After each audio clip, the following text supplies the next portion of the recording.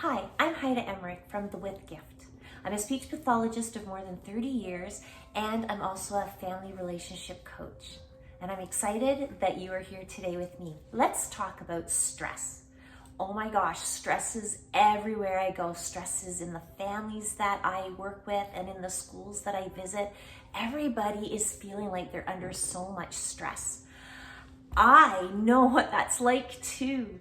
I have had the experience of being under a lot of stress to the point where it was very debilitating, where it was causing harm to myself. I was sleep deprived.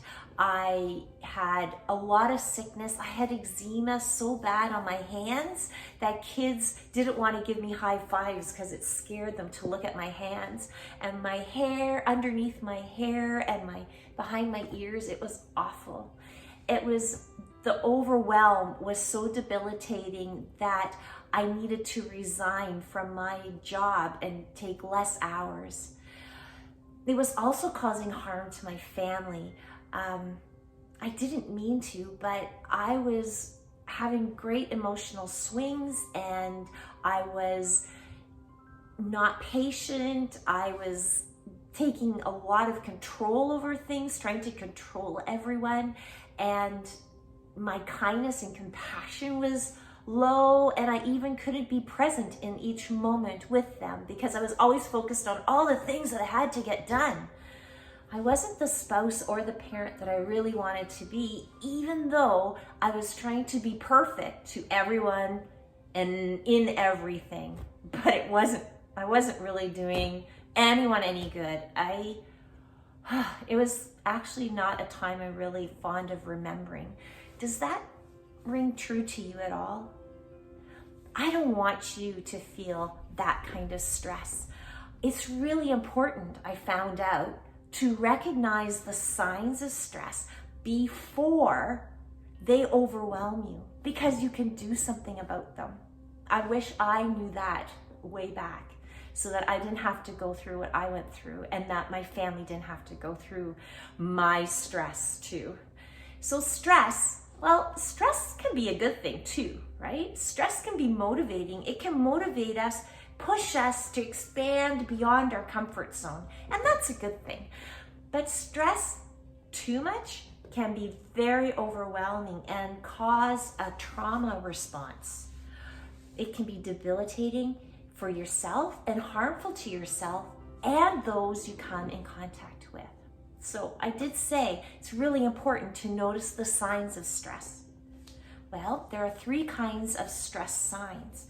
One in our behaviors, one in our bodies, and the third one is through our emotions. These are the signs. So let's go through each one.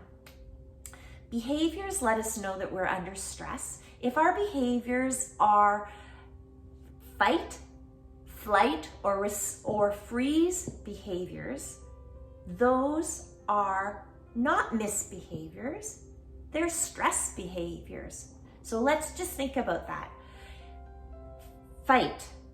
Maybe we become really defensive and judgmental and lack compassion and empathy. We are quick to respond and quick to push back and quick to lay blame on others. That would be a fight kind of response. And we might even see that in those around us, right? Those cues will tell us our kids might be under a bit of stress too, if that's what they're doing, pushing back and fighting and screaming and punching. What about flight, the flight response? Well, that's when you leave the situation. You leave, you isolate, you try to escape. I know somebody who would get in their car and just leave the situation. If you are finding yourself in that flight response, perhaps you're under too much stress and you're heading to overwhelm. Our kids might do the same thing. They run away, they leave an activity, I've had enough of this, and away they go. Or what about the freeze response? This is a really interesting one. I have seen children actually who are overwhelmed fall asleep in the middle of a noisy crowd. that tells me, oh my goodness, this is overwhelming to them. Not that they're tired, they just fall asleep because they are shutting down. Does that ever happen to you where you just need to sleep? I know that happens to me sometimes. There are times where I've just had so much stress laid on and I feel overwhelmed and overwhelmingly tired and I have to just lie down. So those are behaviors, stress behaviors, not misbehaviors. Next, let's look at our bodies. Our bodies show lots of signs of stress ahead of time. They give us lots of cues, like our increased blood pressure, for example, or increased sweating, or how about increased heart rate? Those are signs of stress. There's also difficulty sleeping.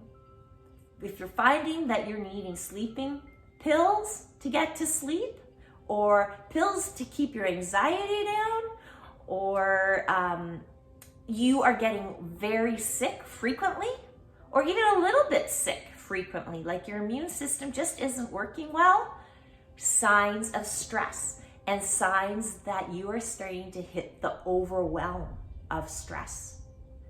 Another signs of stress are the emotions. Are you feeling increasingly more negative emotions? I mean, all emotions are okay. They are our guides. They guide us to make decisions. And what we want to do is realize, oh my gosh, I'm having a lot of negative feelings these days. I'm feeling anxiety or lots of fear or overwhelm, or I'm depressed. Maybe I'm worried or very sad. Those are all signs of feeling overwhelmed. Perhaps there's a lot of stress in your life. Okay, so now we've looked at behaviors, our body signs, and our emotional signs of stress. I cannot stress enough that these signs are things that we can recognize in ourselves, but we can also take note that these same signs might be occurring in our children or in the children that we work with, in the schools or in our clinics. And we might see those signs in our spouse or our other family members. Recognize them as signs of stress behaviors, not misbehaviors. Everybody, all of us, I believe strongly, is doing the best that they can in each moment. So we may feel like we are victims of stress and that it's something that's happening to us.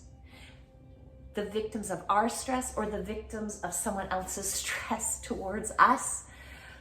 But there are things that we can do to help support ourselves or our children, other family members, our students. There's things that we can do.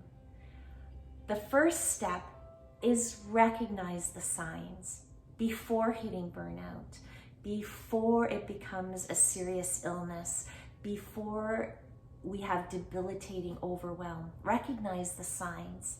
And then the second thing to do is to understand this magic formula. It is stress equals perceived pressure over resilience. So stress equals perceived pressure over resilience. I want to stress the perceived pressure part. Perceived pressure is perceived by the person feeling the stress, not by the onlooker determining whether they should feel pressure or not, but it's by the actual person feeling the stress. So in my next video, I'm going to talk more about that magic formula and what we can do about it. And don't forget to download the PDF summary of this video with some book lists and some references. I look forward to seeing you the next time.